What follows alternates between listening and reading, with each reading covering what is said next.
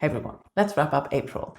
I didn't read that much, but I have a lot to talk about. So let's start with videos. I uploaded a goals check-in for the first quarter of the year, and I made some goals for the second quarter of the year. Thank you all for sharing your ideas on goals and in general watching.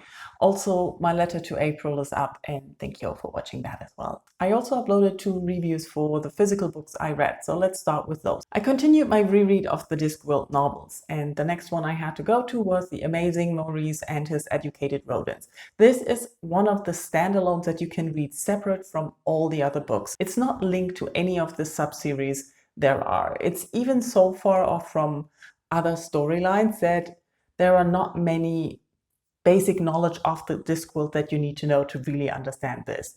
This is basically talking about a group of rats and a cat that lived near the Unseen University, where all the wizards live. And they kept eating off the trash the wizards throw out, which resulted in them becoming smart and turning into thinking rats, and the cat also.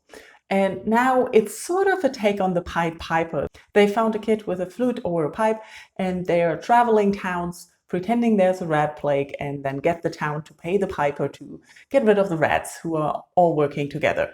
And this is about them in Überwald coming to a town where they already have a rat plague, and there is some shady stuff going on. It's a fun take on fairy tales tropes. There are a lot of word puns on English and German language there, containing rats and other things. I really enjoyed this. It was much better than I remembered. I had a lot of fun reading it, and like I said, it's a very good standalone to try the writing, to try the world, to see if you like Pratchett. It is said to be for younger readers as young adults, but I think you can still get an idea of the world and the writing. For the other physical book, I vlogged my reading experience. It's Yume, and I love this cover. The idea is sort of urban fantasy, Japanese style. Think of Spirited Away. The book is more or less a dual narrative in 2 worlds. We have the normal world in Japan following an expat English teacher from Canada in one of the English teaching schools and her experience. And then we have the dream world following the magical, mythical creatures, the yokai, and things around that. The idea of the story I like. I like the general idea of those worlds merging and the fantasy aspects and the dream world in general. What I did have my troubles with were a lot of the writing aspects. I didn't love the writing. I didn't particularly enjoy the parts of the English teacher. I read a review though where someone was exactly the opposite, who loved the English teacher experience but didn't like the dream world. So don't take my word on that, what's best for you. But I really enjoyed the idea. I think it could have been better executed in many ways. There are a lot of things that are mentioned, but they don't go anywhere, so don't really feel necessary for the book. Overall, it was an interesting read, but I don't think I would recommend it to anyone who isn't particularly interested in this kind of narration. One part of the writing that I stumbled across was a lot of use of Japanese words and Japanese language in the text that wasn't automatically obvious from the surrounding. And I had to look up a lot of words, and I noticed that I usually don't mind if that is happening in text, because often it's languages I can sort of guess from looking at. So this being so far from any language that I speak, it had me look up words a lot. And especially the words that were written in Japanese characters, I don't even know how to look that up. So I didn't.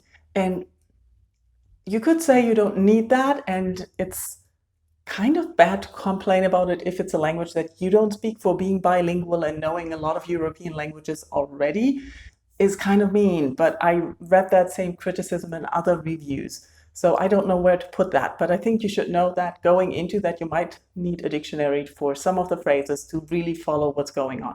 Let's move to ebooks. I also read a Shakespeare play this month, The Twelfth Night, and this is one I love retellings of, and I like the idea of the play on gender and misunderstandings where a woman is pretending to be a man because that's how things go sometimes, and the little romance there and what's going on. It was a fun play. I really enjoyed it, but I don't really think I have anything to add to the conversation on that. But it was fun to read, so if you were thinking about it. Violets was a less successful experience, and I don't know if it's my current brain. It's only 200 pages, and I took more than 2 weeks to read it. And it's one of those books where when I finished, I thought, this is a book that I enjoy more in retrospect than actually reading it. And that might be true. I've only finished it a day, and I think thinking about the book, the story is more enjoyable than I had fun reading it. I had a lot of problems getting into the writing. It's very short, choppy sentences, and that style doesn't always work for me. In this case, I really took at least 10 to 20 pages to get used to it, and I never really felt like the writing flowed. And that's something I really like, if I feel the writing flows and you can just dive into it. But here I always felt I was reading, and that's not something I particularly enjoy in my reading. The story I couldn't really sum up. We're following a young woman, and it starts off with an experience or something that happens in her childhood. Then we get a summary till her 20s, and then we're in her early 20s, looking for a job, finding a job in a flower shop, and then working there and the events that happen. The events in the flower shop, when she befriends the other girl working there, and their experiences, life together, and things that happen are enjoyable and interesting, but you're never really invested in anything because it kind of feels like, where's this going? But towards the end, you get an idea or a feeling of more sadness, more loneliness, and despair. And I think it portrayed outside because I didn't enjoy reading it. And I think maybe that's because this feeling of despair, this atmosphere of despair, leaked out of the book into the general atmosphere that I was feeling. That sometimes happens when I'm reading. So I think my overall not enjoyment of the story, of the reading experience, can be linked to that. And that is something that the author wanted to do. Look at women in that time and their experience in work and everything, and the positions they held, and the powerlessness and the loneliness, and all of that is addressed. But while reading, I didn't really notice it, or I didn't feel invested in it. It's more reading the comments of the author afterwards and thinking about the story as a whole that I think it worked better then. The next two books are audiobooks, and they also weren't that successful. I listened to On Earth We're Briefly Gorgeous, and everybody loves this book. Everybody raves about the book, the lyrical writing and everything. And I heard the audiobook's awesome, so I listened to the audiobook because I kept resisting buying the book for a long time. And I probably should have resisted longer. While the audiobook is very well narrated, the author narrates it himself, and it's wonderfully done. That's not an issue. The writing is also poetic and lyrical. It's also not an issue. The issue for me was that I was confused at what are we talking about? When, where are we? Who's talking? And it kind of feels hard to say because the book is talking about the author's life and his experience with his family and his mother and his grandmother and other people and friends. And a lot of that just washed over me. It didn't make an impact, which it doesn't have to. It's someone's life. It doesn't have an impact on you. But I don't know. I don't feel like saying this was a bad book because it wasn't a bad book. It's not a bad audiobook. It's not a bad memoir. It's not a bad anything. But it just didn't get me. I was just not in the mood to listen to it, and so it took forever to listen to it.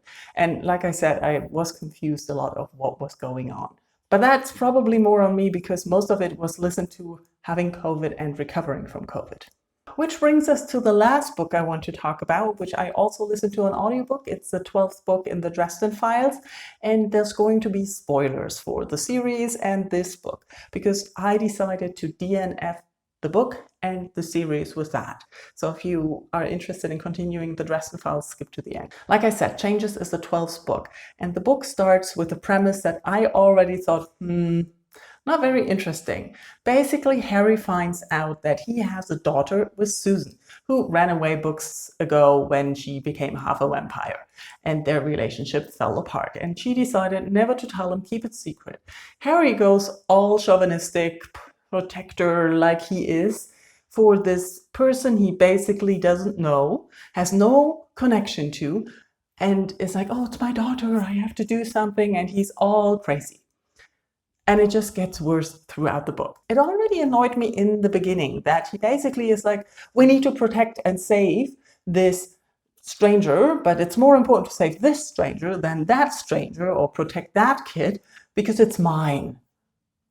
There's no bondage.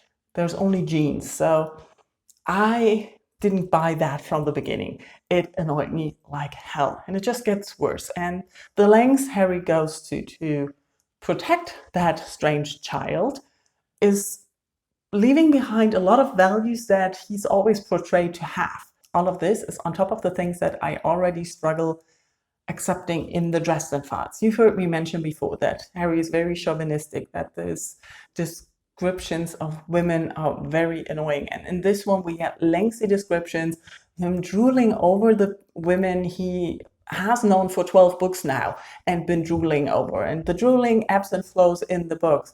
And in this one, we also have this weird play again between him and Molly, who's his apprentice now, the girl he saw growing up, and he still puts out these drooling descriptions all the time. And now it's hinted at that she's in love with him, and he's all like, what do I do? And I'm like, no, that's going way too far, and I don't even want to know anymore. And then the part where I skipped or decided to just DNF is when he's paralyzed, making a deal with Map, which includes killing someone and basically turning evil, as far as I understood. Maybe he'll turn it around in a few chapters. I have no idea. I'm halfway through the book now, and I decided I'm done. I don't want to read any more of the Dresden Files. I really enjoy the idea of the world, the urban fantasy setting. I really love that. But Harry as a character and the overly dramatic plots of every coming novel, that's just not what I want from my fantasy. I like having a world that is well thought through with interesting characters, and then have adventures and stories set in there. But I don't need things to be overly dramatic every time and be end of the world state of apocalypse to solve every time. It's just, who buys into that? We know everything will end well. I know that Harry will probably not end up being the evil person that he's going on right now and understand things. I even think that probably that girl is not his daughter. I'm going to look up spoilers.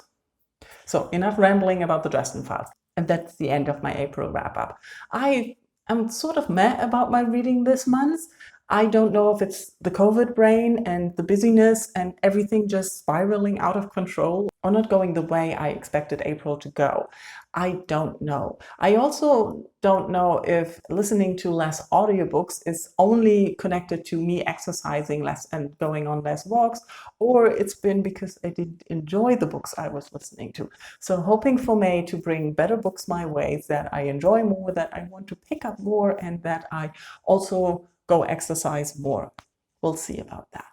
Thank you all for watching. Let me know how your April went, what books you read, if you read any of the books I read. If you have comments on the Dresden Files, I would be curious to know. And thank you all for watching. Bye-bye.